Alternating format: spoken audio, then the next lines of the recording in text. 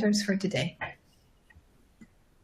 Thank you, Neera. So welcome to today's session, Coffee Break with JFrog's Asim Parekh.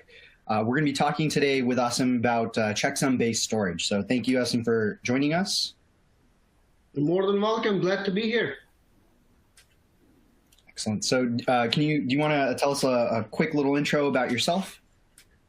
Sure. So joined JFrog a little over a year ago. Have a lot of software development background from my previous life. And frankly, my objective here at JFrog is to help our customers and become their partners in their DevOps journey and help them in any way, shape, or form that I possibly can, actually. That's a little bit about myself. Excellent. So let's go ahead and dive into right into the topic here with checksum-based storage, right? So, we often hear about this explosion of binaries, which is the results of adopting all these different methodologies and technologies since, everything from agile to containerization, CI/CD. How would you say that adopting all of these methods and technologies has resulted in this phenomenon of this explosion of binaries? And more importantly, how does that affect us? What does it mean for our processes and our development capabilities?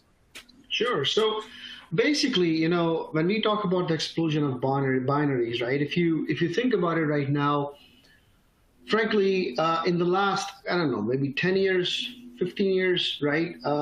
Everything, all industries, doesn't matter whether you're talking about an automotive industry or restaurants or, clothing companies, right? All of them have moved to start using software, right? Which means that more and more binaries are being produced and consumed. Also, along with that, right, there's also another concept wherein a lot of the companies are becoming more and more reliant on utilizing third-party dependencies. The concept is very simple in that, if somebody has created a wheel, why not just use it? If somebody has created a logging library for Java, for NPM, for basically JavaScript, then why not use it, right? So a lot of binaries are being created, and a lot of third-party dependencies have been used, and that has basically given a rise to an explosion in the number of binaries.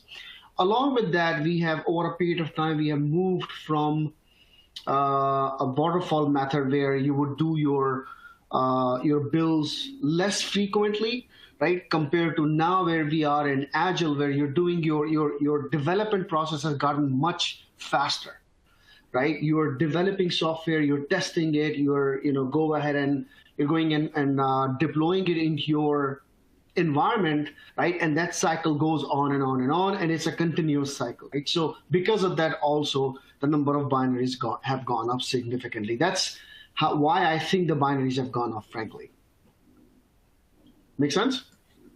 Definitely makes sense. So I mean, we're releasing a lot more often, and we're creating smaller and smaller units of this packaged source code, which we're constantly changing. And as we go through the different environments, we're publishing more and more as we're adopting these different technologies and moving to a continuous model. We're producing more and more binaries. Exactly. Definitely makes sense. So with this huge explosion in the number of binaries, right? There's some interesting problems that occur that surface as a result of having so many binaries to deal with. How did that affect us, and how does that affect our processes? What do we need to do in order to deal with that? Sure. So basically, as binaries, number of binaries have gone up, I mean, we need to be able to store those binaries somewhere, right? And earlier people used to use, and I was one of them. I used to store my bills in different file stores, right? But the problem is that when you store your binaries, and there are different types of binaries. We're talking about NPM artifacts or NPM binaries in general. We're talking about Docker containers. We're talking about Java jar files in a plethora of them, right? When we go ahead and use them, before we use them, we need to be able to go ahead and, especially the third-party dependencies I'm talking about, and we need to be able to store them somewhere, right? Now, storing those binaries can create another problem where if a particular project is using or if certain projects are using the same exact binary, right? If you store it, let's say on a file server, right? You're making multiple copies, right? And that's where, it's efficiently storing it becomes extremely, extremely helpful, right? And that's where checksum-based storage comes into picture, right? So, frankly, talking about it's a very interesting topic because one of the strengths of Artifactory is checksum-based storage, sort of. And by that, I mean, when an artifact comes into Artifactory, right, a unique fingerprint is created for that particular artifact. And let me take a step back and define what do I mean by an artifact, right? Frankly, I'm utilizing a generic term called artifact for any type of binary. I mean, Artifactory is a universal binary repository manager, universal in the sense that we support 27 plus packages, right? So it doesn't matter, right, what type of binary you have, right? You can store that particular binary in Artifactory.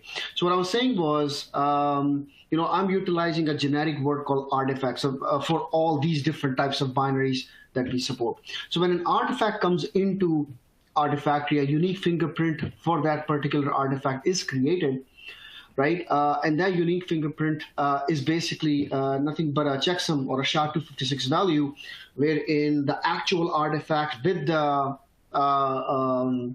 actual checksum value stored in the database and the metadata associated with that particular artifact stored, in the file store, and the metadata stored with that particular artifact is stored in the database, right? So we have decoupled the storage of that particular artifact into two places. Again, the artifact gets stored in the file store and the metadata gets stored in the database. Now, by utilizing this concept, right, I'm going to also get into the benefits because that's, somebody may ask, well, what's the point of doing all of this, right? It helps, storing that artifact utilizing the checksum, right, helps significantly with respect to deduplication, right? And let me give you a quick example of deduplication, right? Because in my opinion, examples help a lot, right? So let's say that you have a Docker container, right? We all know a Docker container is nothing but a bunch of layers, right, stacked on top of each other. And usually the last layer or the last two layers is where your own binary / artifacts are actually getting. So let's say that we have a Docker container with 10 layers, right? Those 10 layers, right? And let's assume for the sake of this discussion that each one of this layer, frankly, is 100 meg, right?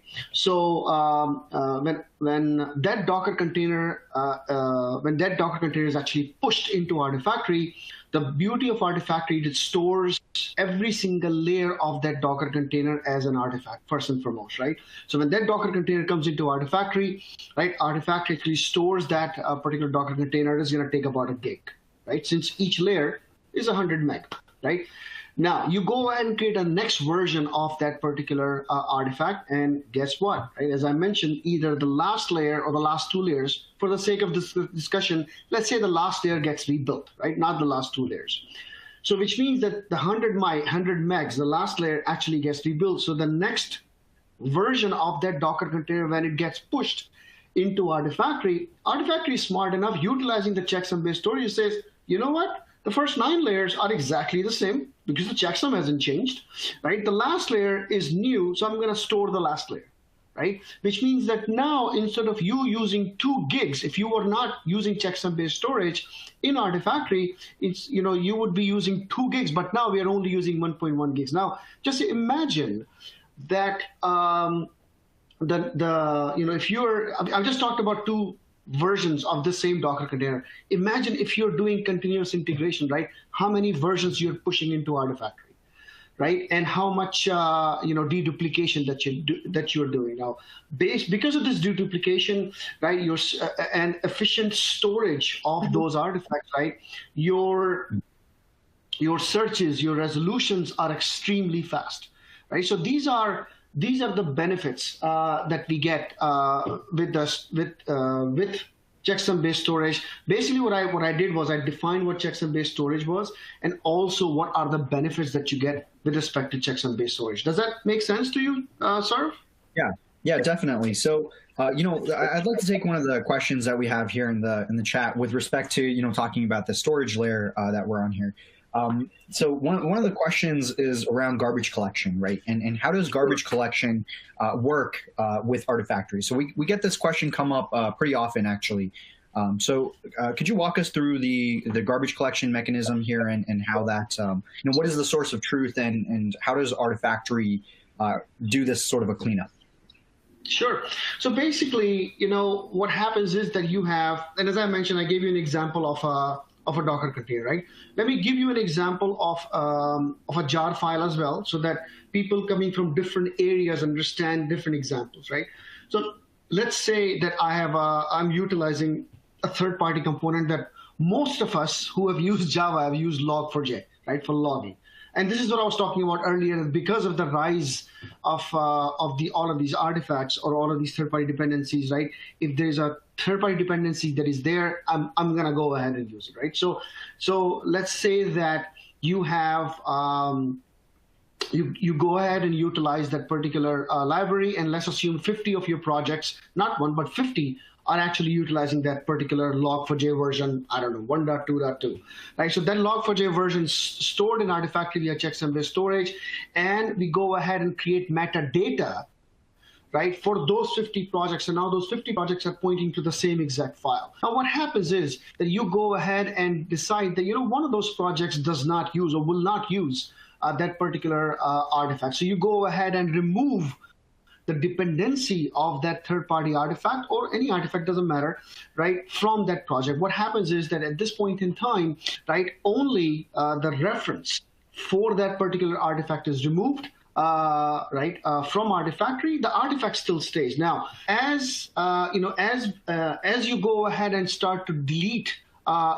certain artifacts, right, the references are being deleted, and once the last reference to that particular artifact is deleted, at that point in time, right, there is a garbage collection process that kicks in. By default, I believe it's every 4 hours. You can always configure, you can always change it, right? So it comes in every 4 hours or every so often, and it will go ahead and check whether a particular artifact has any references or not in the database. And if it does not have any references, right, it will get that particular artifact cleaned up, right? But till you have at least one reference that is pointing, or a particular project, in my example, pointing to the particular artifact, right, the artifact will stay, right? And it is exactly the same concept as when you're creating Java objects, right, and how Java garbage collection actually works. It works pretty much on the same principles. Does that make sense, Sarv?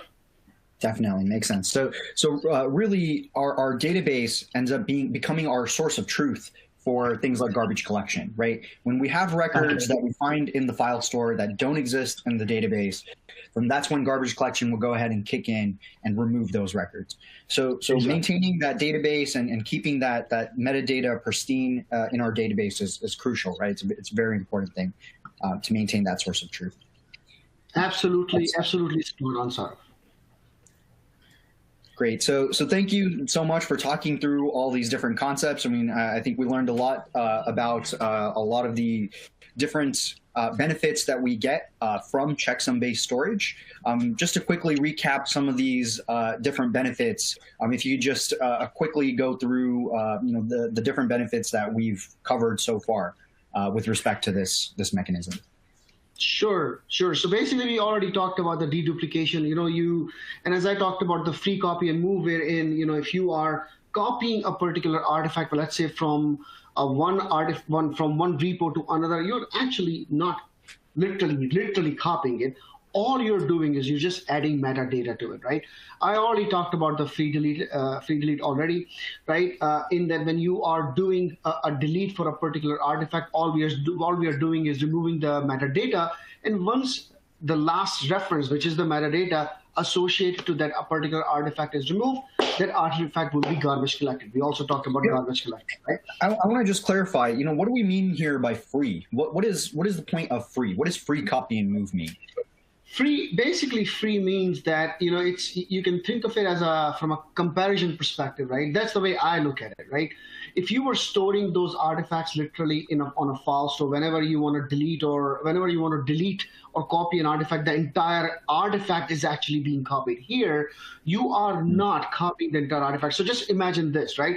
You have a Docker container, right? Or you have an artifact, let's say a jar file, which is 5 to 6 megs. I know it's not a lot, but it is some space, right? If you have to copy that particular artifact multiple times, right? That will require time, and that will require resources in terms of CPU cycles for copy, and then resources in terms of storage. But with free, all you're doing is you are associating metadata. That's what do I mean by free, right? You're not actually copying the actual artifact. You're associating metadata, which is much, much faster, right? Associating or taking that metadata out. That's what do I mean by free. Good question. Makes sense. Simply adding to the database rather than messing with the file store. So therefore, you get some performance optimization and some efficiency in the overall process. Exactly. One other thing that I want to quickly, I know we are coming to an end for this, but one of the most important aspect is that when you have checksum-based storage, the utilities that the tools that actually have checksum-based storage kept in mind, for example, JFrog CLI, right? JFrog CLI is an extremely good tool for you to use, right? I use it a lot, by the way, right? And it is checksum-based, checksum-aware rather, in that when you are uploading and downloading artifacts, right? JFrog CLI is smart enough to say, well, if I am trying to upload an artifact, right? And if that artifact is already there on the destination, and it does it by calculating the checksum of the artifact that it needs to upload, and then sends that checksum to the destination and finds out if the checksum exists, right? If the checksum exists, all it does is it actually updates the metadata if there was any metadata that needs to be updated. So your uploads, your downloads, your replication aspects become extremely efficient. Okay, make sense? Makes sense. So there's a lot of different efficiencies that we get from the checksum-based storage, which goes well beyond just the storage. So definitely good points to hear and know about. So thank you, everyone. That's everything that we had to cover here. I do have one last question here in the Q&A that I just like to really quickly address, which is, can we use cloud object storage like S3 to host our artifacts? So yes, definitely we do have that capability. You can read more about it on our Confluence page. But you can go ahead and connect S3 as your file store to make sure that you're getting all your artifacts backed up. Sure. Can I say something? So from the beauty of all JFrog products, frankly, and especially as we're talking about Artifactory right now, is that you can deploy Artifactory the way you like, right? So for example, you can deploy it on your on-prem, you can deploy it any of the public clouds, you can self-manage it as well, you can get it as a service, right? And then as I talked about the database and the file store, right? You have a plethora of options with respect to what kind of a storage you want to use, right? You can use local storage, you can use any of the network storages as well, NFS, SAN, NAS, right? You can use object storage on-prem or on the cloud, right? You can, for example, if you're on AWS, you can use S3, right? If you are on-prem, you can use Ceph, right? From an object store perspective. The last thing is, from a database perspective as well, you have a plethora of options, right? You can use MySQL, MS SQL, Oracle, Postgres, MariaDB. And what I'm trying to get at is you have plethora of options with respect to your database and file store, right? So deployment is comparatively very easy. Sorry to have taken this long. My apologies. No, I'm sure everyone has gotten some real value out of hearing about all the different options and optimizations that we have to offer with the checksum-based storage. So thank you so much for that, Asim, and thank you everyone for joining our webinar today. It was great speaking with all of you. Good to have coffee with you, Mr. Saraf. Cheers. Great. Thank you, Sarab and Asim, and thank you everyone once again for joining us. Don't forget to join us for next week's sessions as well. We will be talking about multi-site replication on Tuesday, and we'll help you learn more how to support your geographically distributed teams. So we hope to see you on Tuesday, and have a great day, everyone. Goodbye. Bye-bye.